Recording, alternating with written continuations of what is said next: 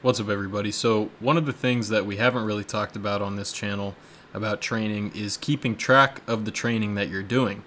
Obviously, it's really important to, set out a training plan, or at least have an idea of what you're trying to accomplish, to go out and do the training. That's very important. But if we don't have some way to look back at what we have done, it'll be harder for us to inform ourselves on what we should do going forward, because what we do going forward is really dependent on where we've come from in our training. We talk a lot about progressions and that we need to progress our training in different ways, but if we don't know where we've been, it's hard for us to know where we're going. So one of the easy ways that you could keep track of your training is to just have a simple Google Sheets document where you keep track of how many sprints you've done, what distance you did them to, and track that over time. You can also keep track of your times if you have a way to time yourself, like the free lap. Maybe you use video to get 10-meter splits or something like that. I think it can be very useful for you, so you can look back and have some data, see how things progressed over time, and it'll help inform your training. So if we come over here to this Google Sheets document, there's a few things that we're going to look at. So up here, this is what I would say any of you can do. You don't need a timing system for this. So let's pay attention to this top portion of the Google Sheet for now. So what we have here is each column over here represents a different day.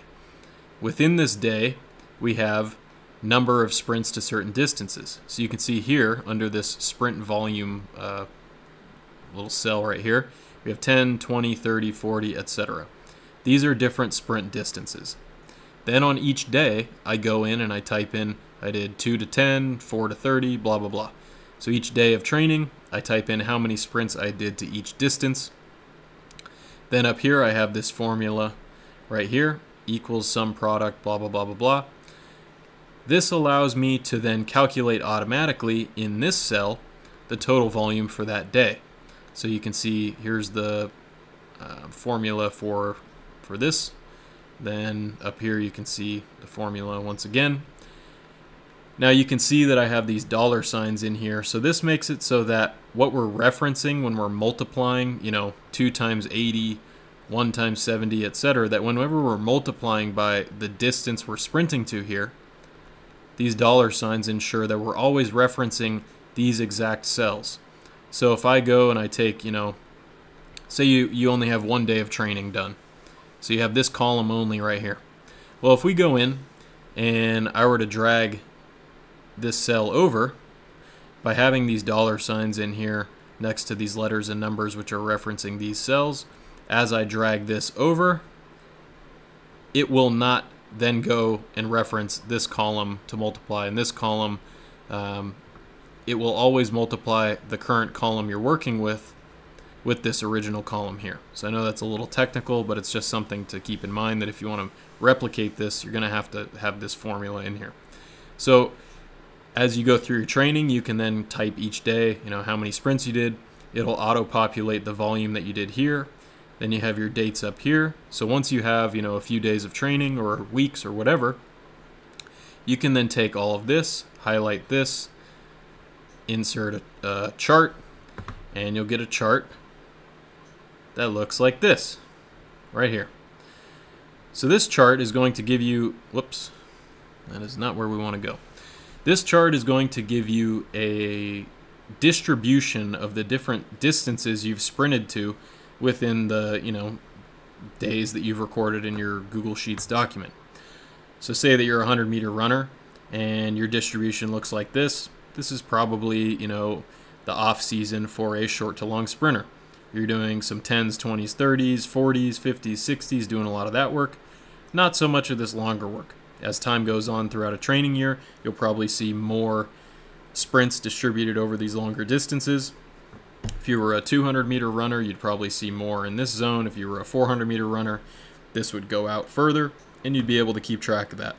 So say you get through a season, and you go and look back at this distribution, and you see, I always felt like I was dying at the end of my race, and sure enough, I wasn't doing a lot of short speed endurance.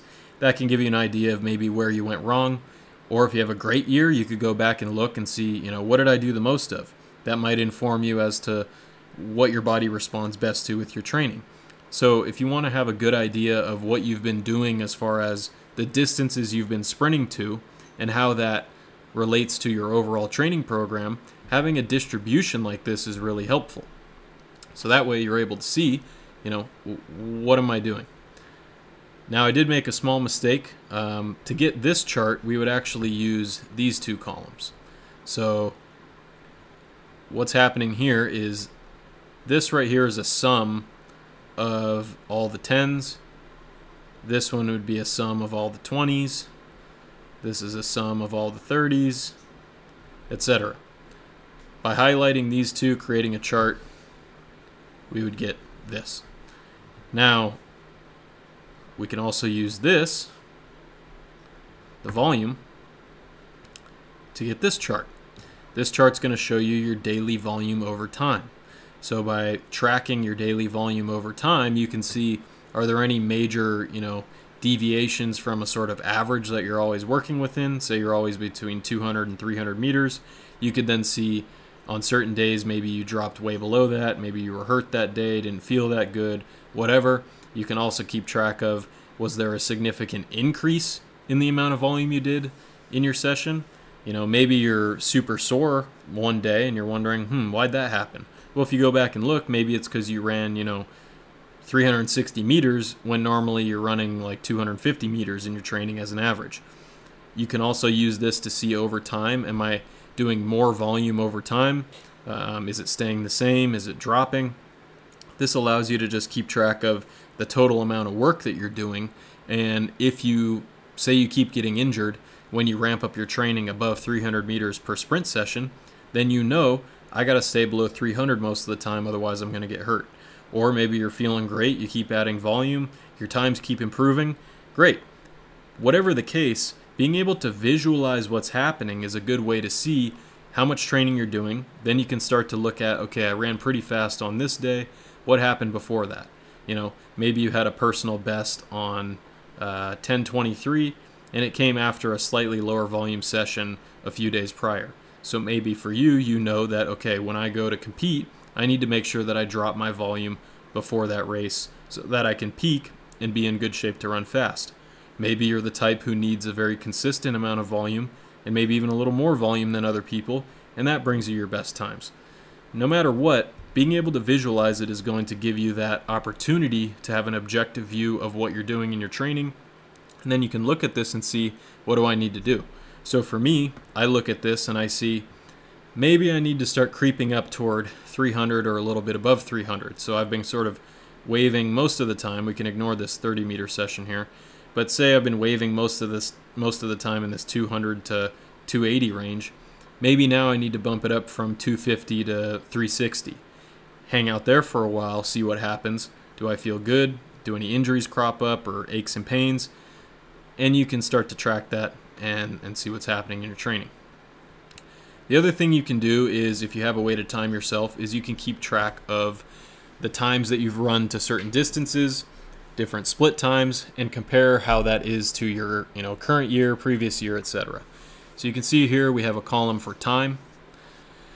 This has times to certain distances. Then we have split times. So these are all 10-meter splits here. These are 20-meter splits, 30-meter splits, 40-meter splits, etc. Then we have these other columns. So we have a personal best column or personal record column. We have a season's best, so that way I can compare how is my fastest of this training year compared to my fastest ever. Then we have an average, so I can see on any given day, am I above average or below average for this session? If you're constantly, faster than average, you're getting faster. If you're constantly slower than average, you need to take a look at how much volume you're doing, how frequently you're training, are you recovering enough, are there stresses in your life that are affecting you? And if you're constantly below average, that can be something that might predict that an injury is coming up, you're getting chronically fatigued or something like that. So as I sprint and I enter time, say on this day, okay, I ran 494 to 40 meters. Boom, that's faster than my average. Not quite a personal best, but it's faster than my average, and it happened to be a season's best. I'm in good shape. Then we have a delta. So this is going to show us what is the difference between my season's best and my personal best. So I can see that I'm, a tenth of a second off of my 30 meter, or I'm, 0.02 off my 70 meter, whatever. This can tell you how good are you doing currently compared to your personal best, how far are you off, and that can be useful information.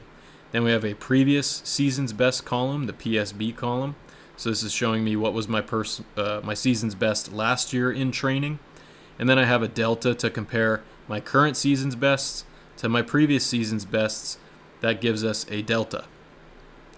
Now, certain distances you may not run, so obviously you're not going to have, all these boxes filled. You don't need them all filled. If you have them all filled, it might be, an overload on data and be kind of confusing. But as long as you can keep track of a couple different things, like maybe you keep track of your 30 meter time, your 60 meter time, and your 120. Or you're just keeping track of your, 10 meter fly from 40 to 50 or something like that. This will allow you to then see on any given day, are you making progress? Are you trending toward faster or slower times? And if you don't have all these splits, like if you just have a few different times, then you can easily make a chart as well. So say that for you, your 30 meter time was something that was really important to you and you felt like it's something you need to track. Well, you could go in and highlight, the times that you have recorded for that year. You could then insert a chart, change it to a line graph, and then you can also adjust the minimum value. So we can go like, 3.7 to 4.2. And you can see, okay, let's also add something else here. One second.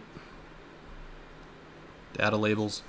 So you can also put, or you can look at and see, okay, I ran 404, then I ran a little faster, then I ran 406, then I ran a little faster. And as you record more and more times, you can start to see, is this trending up, down, or going sideways? And just like tracking our volume, we can also track our times and have a longitudinal way to view how fast are we running, are we getting faster, are we getting slower, and between the volume, the number of sprints, and the time itself, we can then identify, do we need to work on something, more or less compared to other things. So if we look at these charts here, and we see that, okay, I haven't done very many 30s. My time is sort of, flatlined. It goes down, then it goes up, then it goes down. Maybe I need to be doing more 30s for this to improve. And then if I were to put more 30s into my program, this will start to rise. We'll see more, a higher number in this 30 meter category here. Maybe we see that I get faster here. Or we go, we haven't been doing much volume each session. Maybe we've been down here in the 100 to 200 meter range. Maybe we need to do more, so we ramp up our training volume. And then we see, am I getting faster? Am I getting slower? If you ramp up your training volume, you start getting slower. Then you bring your training volume down and you get faster. Then you know that you respond to reductions in volume, and that when you need to run fastest, you need to reduce your volume. Other people might be the opposite. Maybe they need a little bit more volume in their training for them to feel confident or whatever, and that allows them to run their fastest. Since we're all individuals and we all, are affected differently from our training, I think it's wise to keep track of what we're doing in training, having some sort of objective way to view what's going on. And by having a Google Sheet like this, where you keep track of what distances you're sprinting to, and then maybe keeping track of some of your times as well, I think it's an easy way to visualize your training. And when you visualize your training, it's just easier to then assess, do I need to do more volume or less volume? Do I need to do more 30s or more 90s? And am I getting faster or slower? It's a lot easier to assess that when you have it graphed out visually, and by using Google Sheets, that's a simple way to do it.